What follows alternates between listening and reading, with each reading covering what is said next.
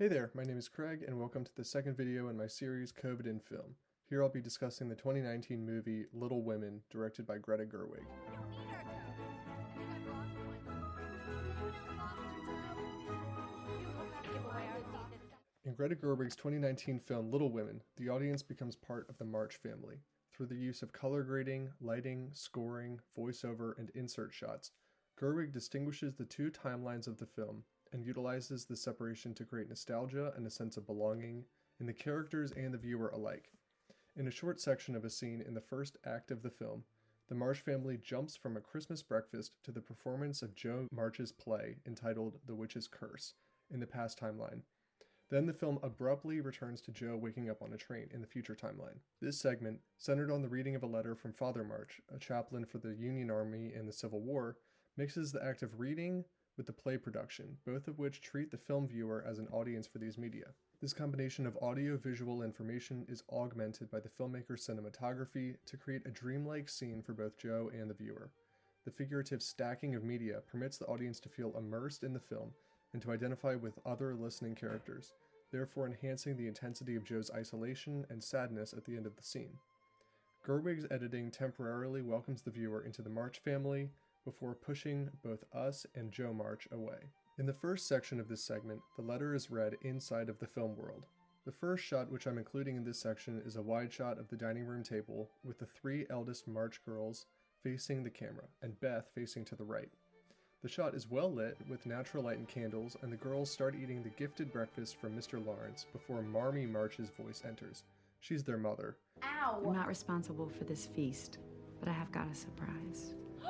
And we cut to her in medium, framed by pine boughs and other Christmas decorations. When she reveals the letter, the gasps of the girls precede a cut to a wide shot, pulled back to reveal the opening into the dining room, and we pan left as the girls enter the sitting room. The next shot is another wide, and here we flip back to the vantage point of the dining room, and the green chair closer to the house's entrance is mostly blocked by the bodies of Marmee and Jo. This time, Marmee is surrounded by her girls, and the delicious food is quickly forgotten. Each of the shots, after Marmee shows the letter, are infused with movement as the camera jolts around the house and moves with the characters.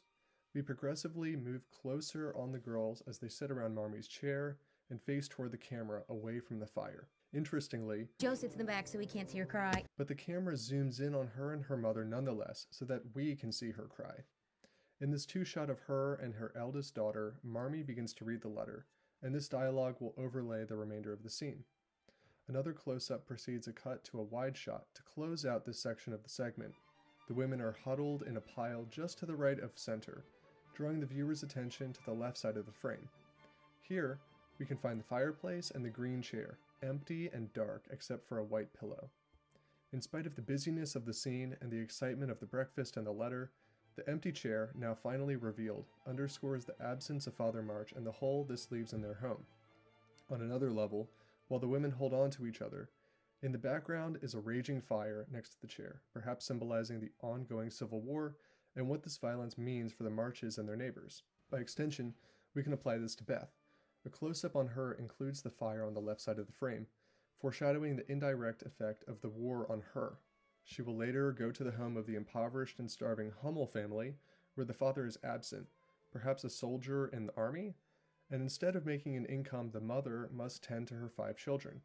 While there, Beth contracts scarlet fever and she will die from complications of the illness. So, in this moment, while waiting for her father to return or to escape the fire, Beth is already very close to it. This section ends with my favorite line of the entire movie. A year seems a very long time to wait before I see them. But remind them that while we wait, we may all work, so these hard days need not be wasted. Then, the girls get to work. The next layer of media enters with Jo's play, The Witch's Curse. The camera starts close up backstage as we watch the March sisters warming up and putting on their costumes amid a blurry foreground and background. Then, we cut to a wide shot from the other side of the curtain, behind a group of children in the audience and the sitting room. The next shot goes backstage again, to a close-up of Beth peering through the curtain. These 3 shots allow us to inhabit both spaces before the play and to see from both the actors and the audience's perspectives. In contrast with the light mood of the visuals, though, the soundtrack to this section is somber and dark. Alexandre Desplat's score transforms from a warm web of strings to to the plaintive, pensive high notes of a piano and a wood instrument. The piano recalls Beth's musical talents and focuses our attention on her role in the play as the one who introduces it, perhaps its narrator. Thus, Beth seemingly controls both the non-diegetic score and the diegetic action of the section. In addition, Father March's letter continues throughout the play section, as Marmee is provided with a voiceover. She reads, I know that they will be loving children to you, do their duty faithfully, fight their enemies bravely, and conquer themselves so beautifully. lines which through the voiceover are addressed non-diegetically to the audience, us. Thus, we seemingly take the places of the March sisters from the previous section, as we become the primary audience for Marmee's dialogue, and the increasingly dark and also tongue-in-cheek tones of Father March's words, using the phrases fight their enemies and conquer themselves, draw attention to the play itself, and that in all seriousness this is how the sisters are able to work, or to serve their country, in their own creative way. Indeed, right after Father March's call to work, the film shows that the girls spring up and begin to prepare for their play. Then, the performance begins. The play combines its audiences. It starts when Beth introduces the witch's curse in a wide shot with the camera behind the audience, positioned close to the front door. Lighting is provided from the exterior as well as by several candles and lamps around the stage, and also seemingly by the fire out of frame to the left. The next cut jumps forward into the play, and we view the play's audience from behind the downstage oil lamps. Here we see from the performer's perspective as the play's audience, which appears to be all female, looks above the camera. The next shot cuts back to the play's audience's point of view, and we see Jo finish her line, which seems to pick up from Beth's introduction. Beth previously states, The Witch's Curse, a play by Joe March. before Jo recites, Make it sweet and swift and strong. Here, Jo appears to tell herself as the playwright that the play should be all of those qualities. The editor is thus able to cut forward in time and link separate pieces of dialogue together to create meaning for the film's audience. This idea serves to link the coming lines as well. The next shot is back to the play's audience, perhaps from Jo's point of view, and directed at Marmee and Hannah. This is where Marmee's reading of Father March's letter resumes with the line, That when I come back to them, Then we go back to the performance with Meg's character's line, when I come back to them, Answer now my song. where the word spirit is muffled under the end of Marmee's previous line, perhaps linking the spirit to Father March. In this shot, Jo is on stage right and mouths the words of Meg's line. Thus, the editing of this moment forms an exchange between Father/Marmee and their two daughters. This exchange continues with the next line of the voiceover letter. I may be fonder and prouder than ever. While the film features a floating insert shot focusing on 4 star cutouts, which hang over the stage, the same number as the 4 March sisters. With this shot, the camera seems to assume the perspective of the parents as Father March sees his daughters as figurative stars, and Marmee can see them as stars on the stage. And the final contribution which the spirit of Father March provides in this scene is at the end of his letter, with his line, Of my little women. In this move, with the attribution of the words little women in the letter to the girls in the play's audience, Father March's letter speaks directly to them instead of to his own daughters. By extension, with the camera's frequent placement in the play's audience, the letter is also directed to us, the film's audience. Like so, the disembodied spirit's voice is magnified through the scene, from speaking directly to the March family, to the diegetic audience, then to the exterior audience, thus equating friends and viewers alike with family members. The effect created is one of belonging, as the entire audience, especially women, is welcomed into the world of the film by the implementation of layered media and editing between perspectives. The section closes out with Marmee throwing flowers to, now, all 4 daughters. Then the dream collapses as the train's whistle blows in the future timeline, and we cut to a blue tinted frame of Jo asleep. Brava!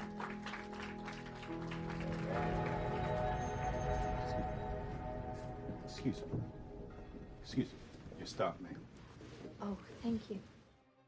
We move from a close-up to a wide shot, revealing the empty train car except for the conductor who ushers her out.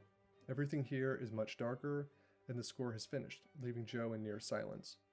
One of the only remaining pieces of warmth in the frame is Jo's brown scarf, and similar to Jo, the audience is also thrust out of our dream as we are pushed into the wide shot away from Jo, Our immersion as members of the March family has ended. The stillness and loneliness of this final part of the scene puts the previous moments into perspective. While they took place during a war and while Father March was away from home, those days are framed by Jo's dream as being preferable and more lively compared to where she is later. Indeed, it seems like these hard days, mentioned in the letter, could equally, if not more so, be attributed to Jo's time on the Blue train, coming home to her dying sister Beth. While Father was in danger during the war, Beth's situation appears to be more scary for Jo, especially as her other sisters, Amy and Meg, are now out of the house. So the question for the rest of the film then is how Jo need not waste her hard days at home, before and after Beth's death. The answer seems to be to tend to her sister, then to use her memory as the inspiration to write her novel, Little Women, whose proceeds appear to go toward the administration of a school. Father March also implores the audience to not waste their time spent waiting for something to happen. And that's where my own take on this film comes in. So this is the second video in my series, COVID in Film. As I said for Parasite, this movie was filmed and released prior to the major outbreak of the pandemic, although there were COVID cases in Wuhan, China at the time of the film's release. And the first time I saw it was before the pandemic affected me personally, but I saw it again at some point during the pandemic and the film stuck with me. I knew I wanted to make this video about Greta Gerwig's two-timeline structure and how she uses color grading and scoring to distinguish between them, because this was how the pandemic felt to me. In a way, everything that came before seemed, in retrospect, warmer as everyone was together and living normally, and everything afterwards was much colder and more isolating. I think that's why I gravitate to the quote in Father March's letter, "Remind them that while we wait, we may all work, so these hard days need not be wasted." That was something I really tried to do during the pandemic, to fill my hours of free time with different activities and family time to keep my mind occupied. It was difficult not to waste the days, and hard work seemed to be the best way to avoid doing that. Thank you for watching.